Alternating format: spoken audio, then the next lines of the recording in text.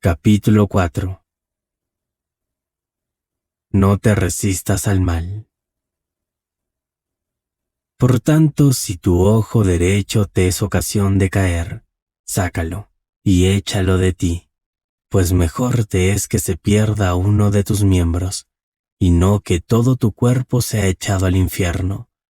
Y si tu mano derecha te hace caer, córtala y échala de ti, pues mejor es que se pierda uno de tus miembros, y no que todo tu cuerpo sea echado al infierno. Mateo 5. La integridad del alma es lo único que importa. Lo único que nos importa es conseguirlo. Lo único que necesitamos es obtenerlo. Porque teniendo esto lo tenemos todo. Por eso, en sus enseñanzas, Jesús se ocupa casi exclusivamente de impresionarnos con el hecho abrumador de su importancia y de instruirnos sobre cómo hemos de lograrlo. Él insiste en que ningún sacrificio puede ser demasiado grande para asegurar la integridad del alma. Hay que renunciar a cualquier cosa que se interponga en el camino, aunque cueste o implique lo que sea. La integridad del alma debe ser preservada, ya que todas las demás cosas, conducta, salud, prosperidad, se derivan de ella. Más vale sacrificar el propio ojo derecho, dice, o cortar la propia mano derecha, si es necesario, para que el alma obtenga la claridad de entendimiento que es la salvación. Poco importa lo que se interponga entre nosotros y nuestro verdadero contacto con Dios. Debe desaparecer. Puede ser un pecado. Puede ser un viejo rencor no perdonado. Puede ser la avaricia por las costas de este mundo. Pero sea lo que sea, debe desaparecer. Cosas como estas son tan obvias que al menos el transgresor está seguro de ser consciente de ellas. Son las cosas sutiles como el amor propio y su hermana la justicia propia, el orgullo espiritual, etc., que son más difíciles de detectar y ejercitar para el yo, pero debe hacerse. En ocasiones sucede que la práctica de una determinada profesión, o la asociación con ciertas personas, o la pertenencia a algún organismo particular, es lo que se interpone en nuestro camino. Y si tal es el caso, no debemos dudar. El precio debe ser pagado. Se ha dicho, el que repudia a su mujer, que le dé una carta de divorcio. Pero yo os digo que el que repudia a su mujer, salvo por causa de fornicación, la hace cometer adulterio, y el que se casa con la divorciada, comete adulterio. Mateo 5. La integridad del alma es lo único que importa. Lo único que nos importa es conseguirla. Lo único que necesitamos es obtenerla. Porque teniendo esto lo tenemos todo. Por eso en sus enseñanzas, Jesús se ocupaba casi exclusivamente de impresionarnos con el hecho abrumador de su importancia y de instruirnos sobre cómo hemos de lograrlo. Él insiste en que ningún sacrificio puede ser demasiado grande para asegurar la integridad del alma. Hay que renunciar a cualquier cosa que se interponga en el camino. Aunque cueste o implique lo que sea, la integridad del alma debe ser preservada, ya que todas las demás cosas, conducta, salud, prosperidad, se derivan de ella. Más vale sacrificar el propio ojo derecho, dice, o cortar la propia mano derecha, si es necesario, para que el alma obtenga la claridad de entendimiento que es la salvación. Poco importa lo que se interponga entre nosotros y nuestro verdadero contacto con Dios. Debe desaparecer. Puede ser un pecado, puede ser un viejo rencor no perdonado, puede ser la avaricia por las cosas de este mundo, pero, sea lo que sea, debe desaparecer. Cosas como estas, sin embargo, son tan obvias que al menos el transgresor está seguro de ser consciente de ellas. Son cosas sutiles como el amor propio o el orgullo espiritual, que son más difíciles de detectar y ejercitar para el yo, pero debe hacerse. En ocasiones sucede que la práctica de una determinada profesión o la asociación con ciertas personas o la pertenencia a algún organismo particular es lo que se interpone en nuestro camino, y si tal es el caso, no debemos dudar, el precio debe ser pagado. Se ha dicho, el que repudie a su mujer, que le dé una carta de divorcio. Pero yo os digo que el que repudie a su mujer, salvo por causa de fornicación, la hace cometer adulterio, y el que se casa con la divorciada, comete adulterio. Mateo 5. Nos dicen que en aquellos días la ley rabínica concedía los divorcios por los motivos más insignificantes. Aquellos matrimonios que no se llevaban tan bien como hubieran querido, eran muy propensos a huir de ese problema, obteniendo una disolución fácil, para luego probar suerte con otra persona. Ahora se comprende que no se puede obtener una felicidad permanente de esta manera. En la medida en que huyas de tu problema, seguirás encontrándolo con un nuevo aspecto en cada vuelta del camino. La solución científica consiste en afrontar su dificultad allí donde se encuentra, mediante un tratamiento espiritual o una oración científica. Esto es aplicable a los problemas matrimoniales tanto o más que a los de cualquier otro tipo, puesto que ninguno de nosotros es perfecto, y el demandante seguramente tendrá sus propios defectos, no menos que el delincuente. Debe esforzarse, si es posible, por hacer que el actual matrimonio sea un éxito, mediante el conocimiento persistente de la verdad espiritual sobre ambas partes. Si el cónyuge agraviado ve firmemente la verdad de Cristo sobre el otro, entonces, en casi todos los casos, una solución feliz será el resultado. Tengo conocimiento de varios casos en los que los matrimonios que están a punto de disolverse fueron salvados de esta manera con los resultados más satisfactorios. Una mujer dijo, después de unos meses de manejar su problema espiritualmente, el hombre del que me iba a divorciar ha desaparecido y el hombre con el que me casé ha vuelto. Volvemos a ser perfectamente felices. Del mismo modo que al correr de una posición de negocios a otra o de un hogar a otro, sin haber probado ningún cambio de conciencia, nos encontramos solo repitiendo las viejas condiciones en una forma ligeramente diferente. Así, por regla general, las personas que se divorcian libremente, intentando un matrimonio tras otro, son propensas a terminar tan insatisfechas como comenzaron. La norma general en la verdad es: lucha contra tu problema donde estás con la oración. De todos modos, hay un límite a lo que se puede esperar que un hombre o una mujer soporten en el matrimonio, por lo que en casos excepcionales, sin duda, el mal menor es la disolución. Pero esto debe ser solo el último recurso. Es sabido que Jesús se abstuvo sistemáticamente de establecer normas y reglamentos rígidos para los detalles de nuestra conducta, pues sabía que si nuestros principios eran correctos, el resto se arreglaría por sí solo, y podemos estar seguros de que, gracias a su manejo sumamente práctico y de sentido común de los problemas humanos, habría tomado la decisión más sabia y misericordiosa en cualquier caso particular. Por ejemplo, la mujer tomada en adulterio, que debería haber sido absolutamente apedreada hasta la muerte bajo la ley de Moisés, todavía vigente en ese momento, era perdonada y despedida en paz por él. De todos modos, aquellos que tengan alguna duda sobre su propia conducta en este asunto, tienen un remedio sencillo. Deberían tratar de obtener orientación en su conducta. Deberían afirmar que la sabiduría divina está iluminando su entendimiento y dirigiendo sus acciones en el asunto, y abstenerse de dar pasos definitivos hasta que encuentren una guía clara en su propia conciencia. La regla general sigue siendo válida para todas las condiciones de la vida. No intentes divorciarte o amputar la inarmonía, sino deja que se disuelva por sí misma bajo tratamiento. Así lo hizo la mujer que dijo que el hombre con el que se casó había vuelto, y sea cual fuese tu dilema, puede ser resuelto de igual manera.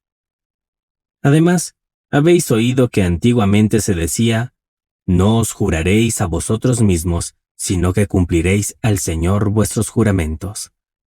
Pero yo os digo, no juréis en absoluto, ni por el cielo, porque es el trono de Dios, ni por la tierra, porque es el cascabel de sus pies, ni por Jerusalén, porque es la ciudad del gran rey. Tampoco jurarás por tu cabeza, porque no puedes hacer un solo cabello blanco o negro.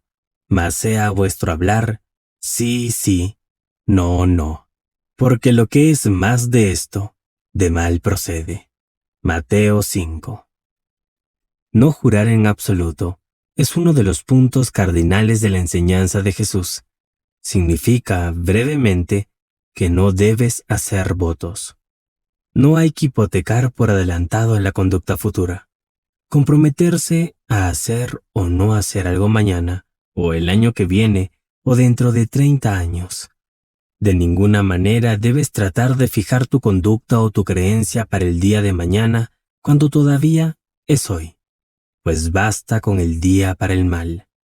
Una parte absolutamente vital de su enseñanza es que busques constantemente el contacto inspirador directo con Dios, que te mantengas constantemente como un canal abierto para que el Espíritu Santo se derrame en la manifestación a través de ti.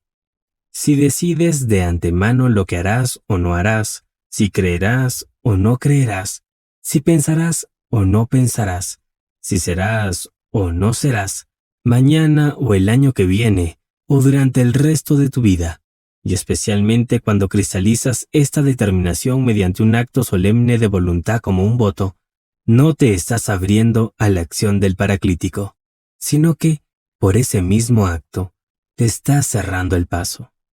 Si vas a recibir la guía de Dios, la sabiduría divina, es absolutamente esencial que tengas una mente abierta, porque ocurre muy a menudo que la parte de la sabiduría no está de acuerdo con tus propios sentimientos u opiniones presentes.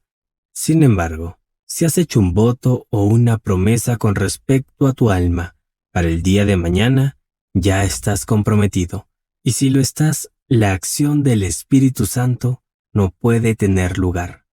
En realidad, esto es nada menos que el pecado contra el Espíritu Santo del que habla la Biblia, que ha causado tanto terror en los corazones sensibles, y respecto al cual parece haber un malentendido general. ¿Qué es el pecado contra el Espíritu Santo? Es cualquier acción de tu parte que impida que la actividad del Espíritu Santo tenga lugar en tu alma. Cualquier cosa que te aparte de la siempre fresca acción energizante de Dios, que es la vida espiritual misma. La sanción por este error es el estancamiento espiritual, y puesto que el único remedio en tal caso consiste en la acción directa del Espíritu Santo, siendo este error en sí mismo el que tiende a impedir que se produzca esa misma acción, se produce una condición de estancamiento vicioso. Es evidente que esta condición ha de permanecer necesariamente mientras se persista en el error, por lo que, en ese sentido, el pecado es imperdonable. No se puede resolver el problema de ninguna manera hasta que la víctima esté dispuesta a cambiar de actitud. Esta enfermedad tiene como síntomas el estancamiento espiritual y la incapacidad de manifestarse en todos los sentidos, y con demasiada frecuencia va acompañada de mucha arrogancia y orgullo espiritual. Naturalmente, Jesús no quiere decir que no se deban contraer compromisos comerciales ordinarios, como el alquiler de una casa, el contrato de ciertos servicios, etc. No quiere decir tampoco que el juramento ordinario prestado en un tribunal sea inadmisible. Estas cosas son asuntos de conveniencia legal para la transacción de negocios entre hombre y hombre, y son correctas y necesarias en una sociedad ordenada.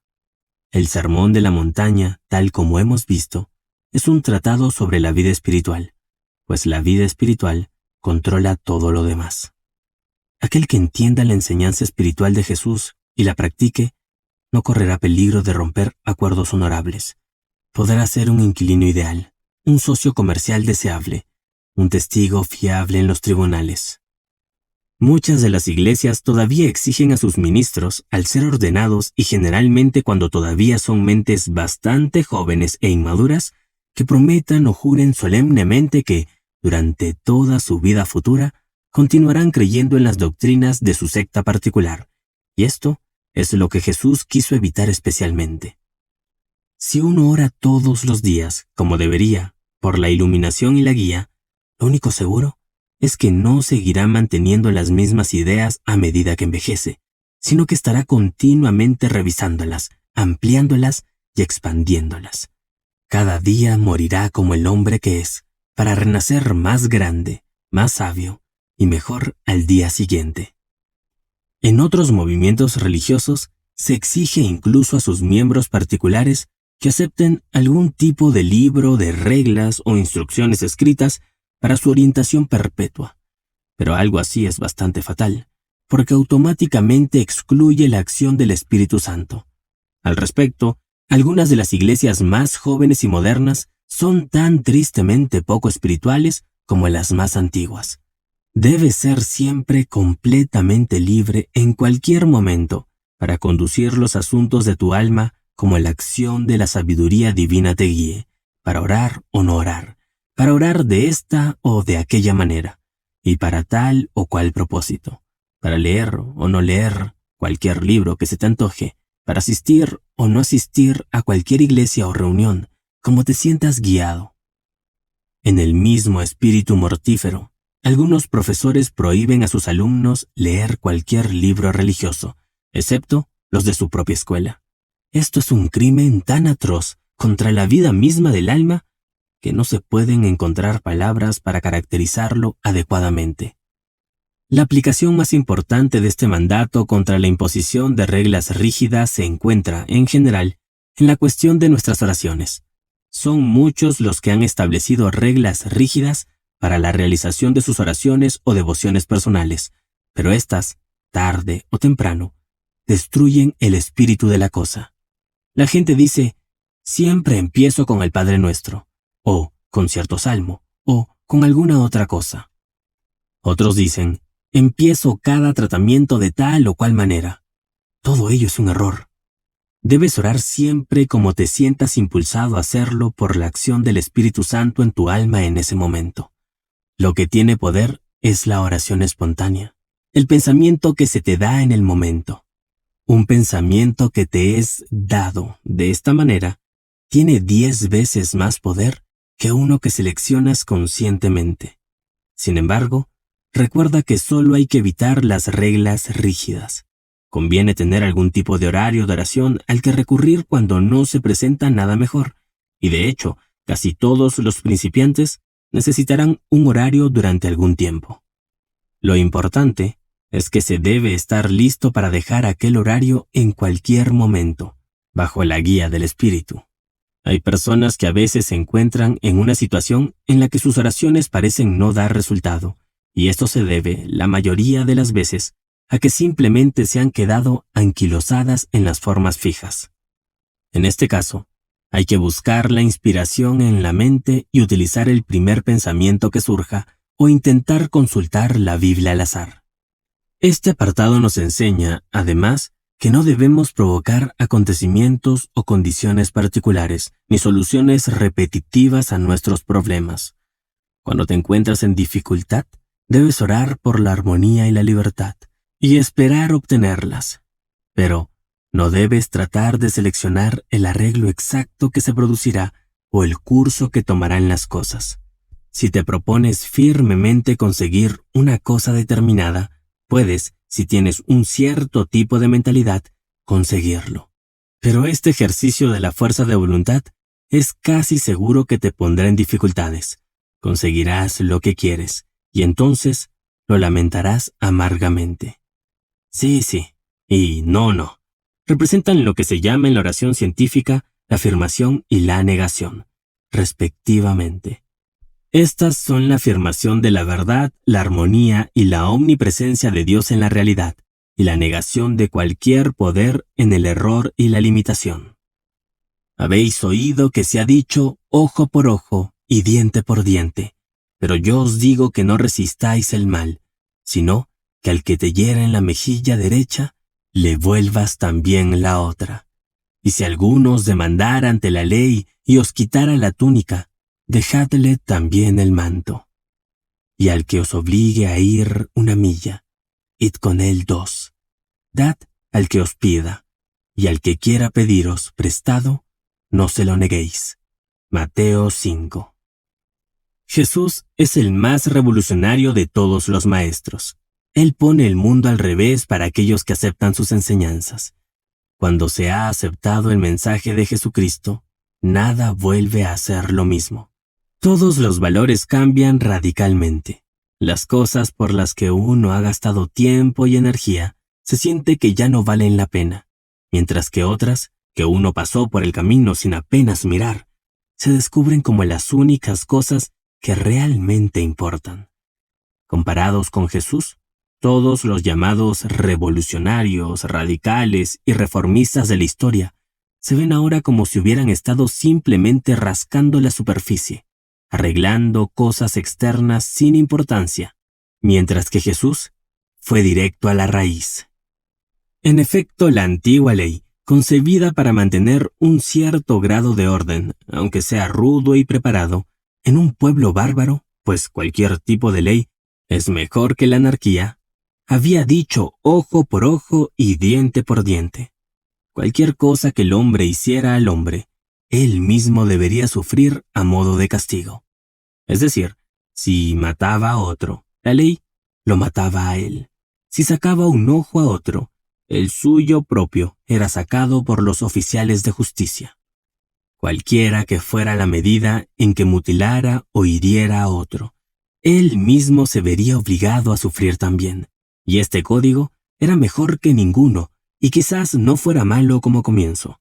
Para los pueblos bárbaros, imposibilitados de apreciar la idea abstracta de la justicia, incapaces de mirar más allá de la pasión del momento, carentes de imaginación para darse cuenta de una pena no evidente, esto constituyó, indudablemente, en la mayoría de los casos, un freno eficaz al instinto primitivo.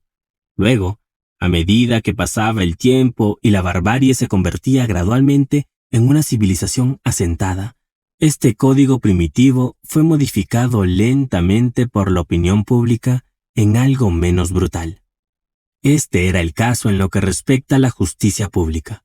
Pero en la vida privada, el antiguo código continuó dominando en los corazones y las mentes de los hombres, aunque ya no perpetraran actos reales de violencia, y no es exagerado decir que ha continuado dominando hasta la hora actual. El deseo de vengarse, de desquitarse, de nivelar las cosas de un modo u otro, cuando hemos sido heridos o hemos sufrido una injusticia, e incluso hemos sido testigos de cosas que no aprobamos, sigue estando con todos nosotros, y seguirá estando con nosotros hasta el momento en que nos hagamos cargo definitivamente de ello y lo destruyamos. La venganza, dijo Bacon, es una especie de justicia salvaje, y el hombre natural con la sed natural de justicia, pues la verdadera justicia es una parte de la armonía divina, y todos los hombres en cada etapa parecen tener siempre alguna concepción intuitiva de la armonía espiritual divina que está detrás de las apariencias, considera que la forma adecuada de restablecer el equilibrio es la obvia de devolver al delincuente con su propia moneda. Sin embargo, esta es precisamente la falacia mortal que se encuentra en la raíz de todas las luchas públicas y privadas en el mundo. Se trata de la causa directa de las guerras internacionales, de las disputas familiares y personales, y como aprenderemos en el estudio del cristianismo científico, es la causa de gran parte, si no de la mayoría, de nuestra mala salud y de nuestras otras dificultades. Pero Jesús invierte esto y dice que cuando alguien te hiere, en lugar de buscar tu propia venganza o de pagarle con su propia moneda, debes hacer todo lo contrario. Debes perdonarlo y liberarlo. Independientemente de cuál sea la provocación y de cuántas veces se repita, debes hacer esto. Debes soltarlo y dejarlo ir, porque sólo así podrás liberarte tú mismo. Sólo así podrás poseer tu propia alma, corresponder al mal con el mal, responder a la violencia con la violencia y al odio con el odio. Es iniciar un círculo vicioso que no tiene más final que el desgaste de tu propia vida y la de tu hermano. El odio no cesa con el odio, dijo la luz de Asia, enunciando esta gran verdad cósmica muchos siglos antes, y la luz del mundo la puso al frente de su enseñanza porque es la piedra angular de la salvación del hombre. Esa doctrina de no resistir el mal es el gran secreto metafísico. Para el mundo, los que no lo entienden, suena como un suicidio moral, la más débil rendición a la agresión. pero a la luz de la revelación de Jesucristo, se ve que es una magnífica estrategia espiritual. Si te opones a cualquier situación, te das poder contra ti mismo. Si no ofreces resistencia mental, se desmorona ante ti. Como hemos podido apreciar con anterioridad, Jesús es el maestro de la metafísica y solo se ocupa de los estados de conciencia, de los pensamientos y las creencias que los hombres aceptan, ya que son las cosas que importan, las que son causales. No da instrucciones sobre los detalles de la conducta externa, por lo que las referencias aquí a las demandas judiciales, al abrigo y a la capa, al préstamo y a la concesión de otra mejilla, son ilustrativas y simbólicas de los estados mentales, y no deben tomarse en el sentido literal estricto. Esta declaración no es en absoluto un intento de evadir o glosar un texto difícil. Recordemos que si el pensamiento es correcto, la acción no puede ser incorrecta, y que una simple acción emprendida por un motivo exterior es tan probable que sea incorrecta como correcta en cualquier instancia particular, porque simplemente no hay reglas generales completas para la conducta correcta. Un maestro nunca podría decir que un acto determinado debe ser necesariamente correcto en cualquier momento, porque el juego de las circunstancias en la vida humana es demasiado complicado para tal predicción. Por ejemplo, cualquiera que tenga la más mínima experiencia del mundo sabe que prestar dinero indiscriminadamente a cualquiera que lo pida no es ciertamente parte de la sabiduría ni de la justicia elemental, ya sea para uno mismo o para aquellos que puedan depender de uno, y que, en la mayoría de los casos, causaría un perjuicio real en lugar de un beneficio para el posible prestatario. Por lo que respecta a poner la otra mejilla, literalmente por un golpe, tal procedimiento sería, en último grado, improbable que hiciera algo más que daño a ambas partes, y debemos notar particularmente que Jesús, cuando fue golpeado en la sala de Pilato, no hizo esto él mismo. En cambio, se enfrentó a sus enemigos con grave dignidad. Este mandato de poner la otra mejilla se refiere al cambio de pensamiento ante el error, pasando del error a la verdad, y por regla general, actúa como magia. Así, si alguien se comporta mal, pero se pasa inmediatamente de la atención humana a la divina, y se concentra en Dios o en el ser espiritual real de la persona en cuestión, se verá que su conducta cambiará inmediatamente. Este es el secreto para manejar a las personas difíciles, y Jesús lo comprendió a fondo.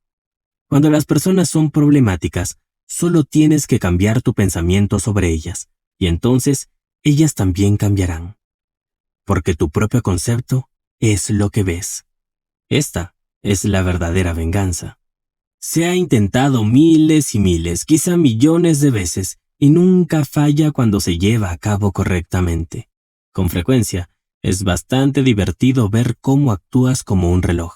Si alguien entra en la habitación de su casa, o en la oficina, o tienda, o en cualquier otro lugar, con la apariencia de querer causar problemas, solo trata de cambiar su atención directamente a la divinidad, en lugar de enfrentarse agresivamente a la dificultad o de encogerse para evitarla según su temperamento. Te divertirás y te sentirás gratificado al ver que la ira se desvanece del rostro del sujeto, lo que significará que también se ha desvanecido de su corazón, y que una expresión muy diferente ocupa su lugar.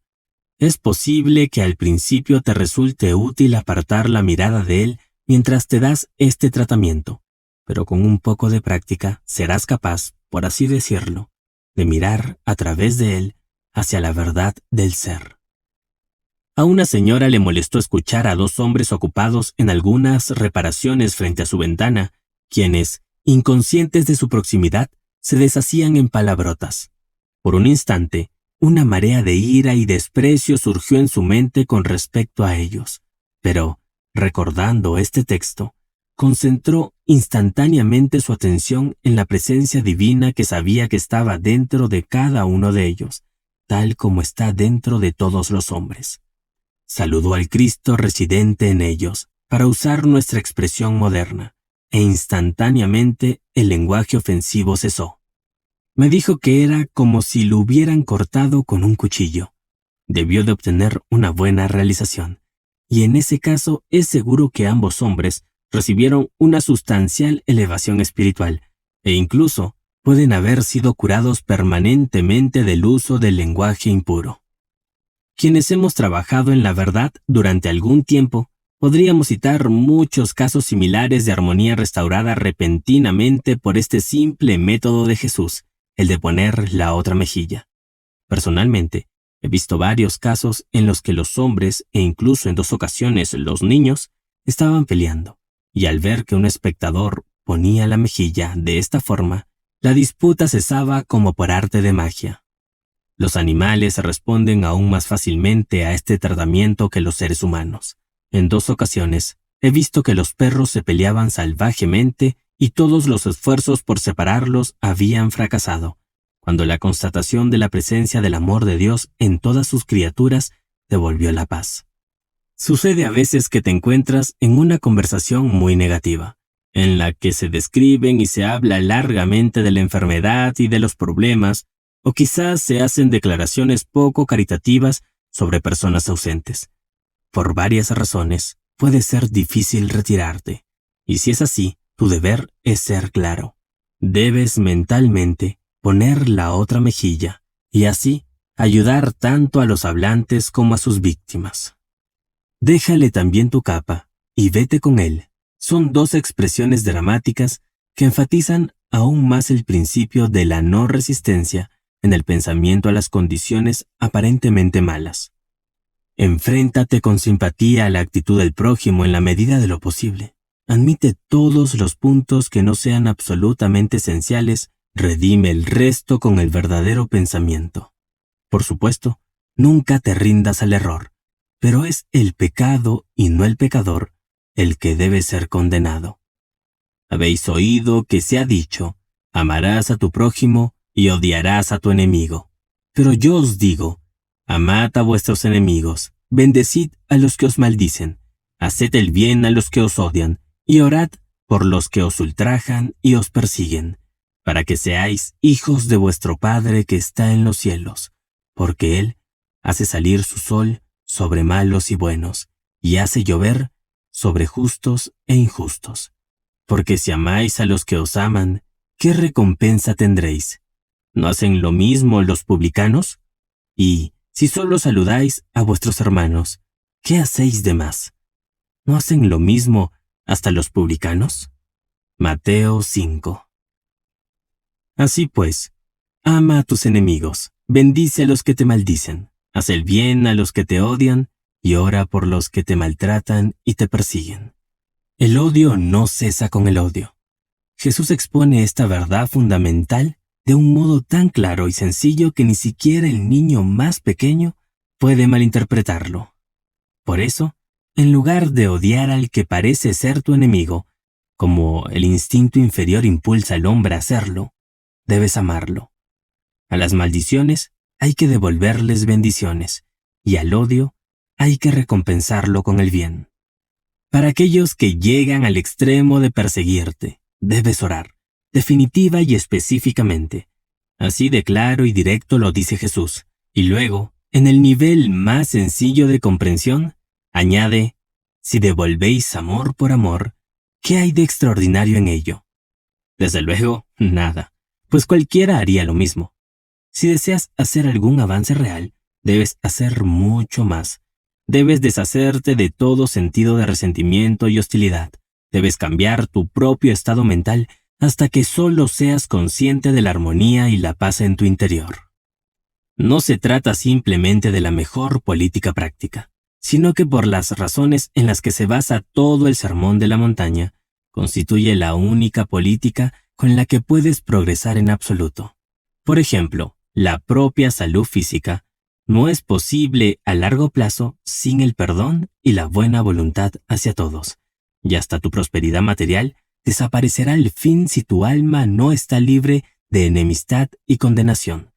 En efecto, tal libertad es el requisito primordial para cualquier progreso espiritual, lo cual reconoce fácilmente cualquier persona con cierto sentido espiritual cuando se le señala. Quienes tienen alguna comprensión de lo que se llama la idea espiritual, encuentran aquí una maravillosa lección de tratamiento espiritual práctico o de oración científica. En pocas palabras, el ideal espiritual es la comprensión del hecho básico según el cual el bien es permanente, omnipresente y todopoderoso, y el mal, una creencia temporal e insustancial, sin carácter propio, que es destruida por la oración científica. Por lo tanto, lo que puede llamarse el secreto del tratamiento espiritual no es luchar con el error, lo que solo le da más vida y poder, sino destruirlo retirando de él justamente esa misma energía de la creencia que le da su cuerpo. La única existencia que tiene es la que tú le das al revestirlo temporalmente con tu pensamiento. Si lo retiras, se desvanece en la nada. Todo en la vida dependerá del enfoque que le des. Efectivamente, como dice Shakespeare, no hay nada bueno ni malo, pero el pensamiento lo hace así. Pues bien, el miedo, el odio y el resentimiento son ideas fuertemente cargadas de emoción, y estas, cuando se añaden a cualquier dificultad, la recargan de vida fresca y vigorosa, y la hacen aún más difícil de vencer. Volver a repasar mentalmente viejos agravios, pensar en lo mal que alguien actuó en algún momento, por ejemplo, y recordar los detalles, produce el efecto de revivir lo que estaba expirando tranquilamente. Ante una nueva dificultad de cualquier tipo, es la recepción que le das mentalmente y la actitud que adoptas hacia ella en tu propio pensamiento las que determinan completamente su efecto sobre ti. Eso es lo que importa. Lo que importa para ti en verdad no son las palabras, las cosas o las condiciones en sí mismas, sino los pensamientos y las creencias que tienes con respecto a ellas. Lo que te hace o te estropea no es la conducta de los demás, sino tus propios pensamientos. Tú escribes tu propia historia para mañana y para el próximo año por los pensamientos que tienes hoy. Tú moldeas el destino de tu vida día a día por la manera en que reaccionas mentalmente a la experiencia que viene. La reacción correcta es el arte supremo de la vida, y Jesús comprimió el secreto de ese arte en una frase cuando dijo: no te resistas al mal. Entendido espiritualmente, es el secreto del éxito en la vida. La comprensión correcta de este mandamiento te sacará de la tierra de Egipto y de la casa de la esclavitud, regenerará tu cuerpo, liberará tu alma y, en resumen, rehará tu vida de arriba a abajo. En el momento en que te resistas mentalmente a cualquier circunstancia indeseable, la dotarás de más poder, poder que utilizará contra ti. Si tienes que enfrentarte a una dificultad física o personal o de negocios, no debes, como suele hacer la gente, lanzarte contra ella mentalmente ni quedarte obstinadamente en medio del camino diciendo: no pasarás. Sino, observa la regla maestra de Jesús y no resistas el mal. No te resistas mentalmente al problema, es decir, no alimentes tu propia sustancia anímica con él. Busca mentalmente la presencia de Dios, como te sentirías físicamente si te metieran de repente en una habitación oscura. Mantén tu pensamiento firme en esa presencia, como si estuviera contigo, y como si estuviera también en la persona o el lugar donde se ha presentado el mal. Esto es, pon la otra mejilla. Si haces esto, la dificultad, cualquiera que sea, la situación indeseable o el problema que alguien está causando, se desvanecerá en su nada nativa y te dejará libre. Este es el verdadero método espiritual para amar a tu enemigo. El amor es Dios y por lo tanto es absolutamente todopoderoso. Esta es la aplicación científica del amor, contra la que nada malo puede resistirle. El amor destruye la condición del mal, y si una persona se ve afectada, la libera a ella y a ti. En cambio, devolver odio por odio, maldición por maldición, o miedo por agresión, tiene por efecto amplificar el problema, así como un sonido débil es multiplicado en volumen por un amplificador. El encuentro del odio con el amor de forma científica es el camino real de Cristo hacia la libertad. Es el método perfecto de autodefensa en todas las circunstancias. Te hace absolutamente invulnerable a cualquier tipo de ataque. Si alguien se hace personalmente odioso para ti, no te resistas con el pensamiento. No resistas el mal, Recuerda al Cristo residente en tu enemigo y todo estará bien.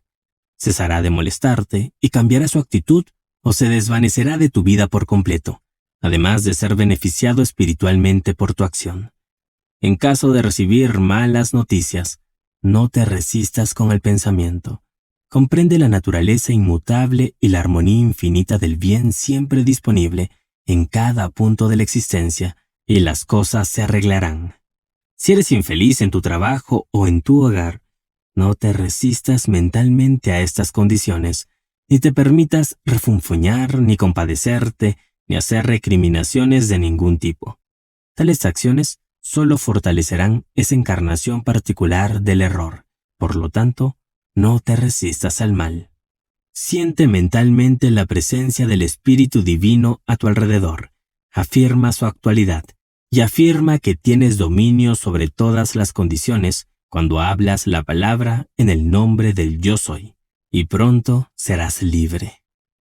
El amor a los enemigos de esta manera científica es también la clave de la salud corporal, sin la cual es imposible poseerla.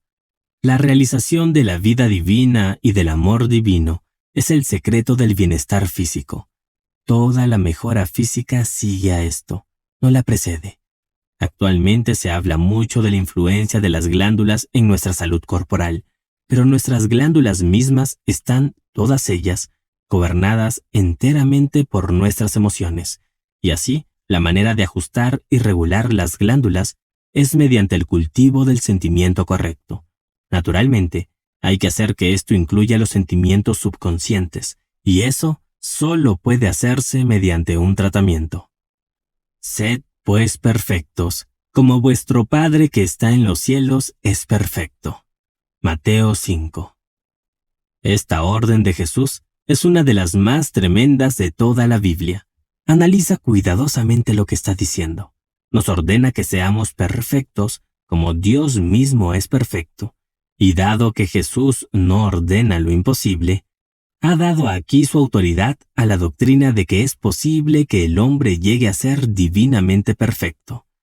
Por lo tanto, vemos que el hombre no puede ser el hijo miserable, desesperado y desheredado de la perdición que la teología ha presentado con demasiada frecuencia, sino que incluso es la misma descendencia de Dios y potencialmente divino y perfecto.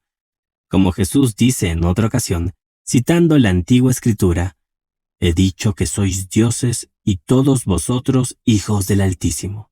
Luego añadió a modo de énfasis, «Y la Escritura no puede ser quebrantada».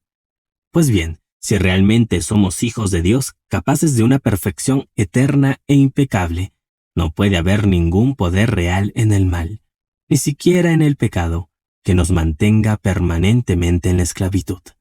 Esto quiere decir que, con el método correcto de trabajo, puede ser solamente cuestión de tiempo antes de que asumamos nuestra verdadera condición de salvación espiritual. Por lo tanto, no perdamos más tiempo antes de comenzar nuestra marcha ascendente. Levantémonos ahora, en este mismo momento, si no lo has hecho ya, como el hijo pródigo en medio de las cáscaras de la materialidad y la limitación, y clamemos, con toda confianza en las enseñanzas y promesas de Jesús, me levantaré e iré donde mi Padre. Quienes puedan estar desanimados por un sentimiento de indignidad o de falta de comprensión y sientan que están realmente muy lejos, deben recordar que todos los grandes maestros espirituales han estado de acuerdo en que existe tal cosa como tomar el reino de los cielos por asalto.